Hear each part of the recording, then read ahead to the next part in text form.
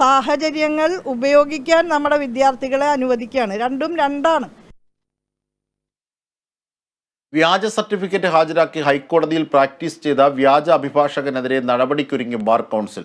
തിരുവനന്തപുരം വഞ്ചിയൂർ സ്വദേശി മനു രാജിനെതിരെയാണ് ആരോപണം. ഈ മാസം 18-ന് ചേരുന്ന ബാർ കൗൺസിൽ യോഗം നടപടികൾ ചർച്ച ചെയ്യും. എൻറോൾ പിൻവലിക്കുന്നതിനോടൊപ്പം നിയമ നടപടികൾ സ്വീകരിക്കാനും സാധ്യത.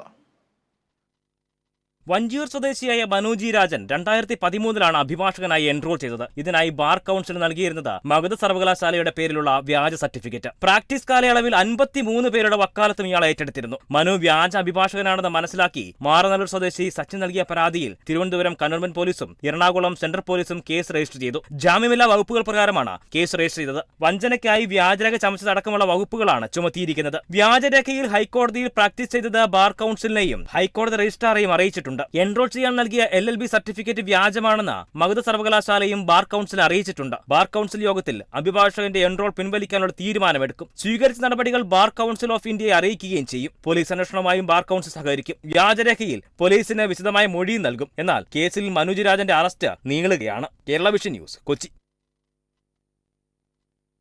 മൈക്രോ ഫിനാൻസ് തട്ടിപ്പ് കേസിൽ SNDP ജനറൽ സെക്രട്ടറി വെള്ളാപ്പള്ളി നടേശന് ക്ലീൻ ചിറ്റ്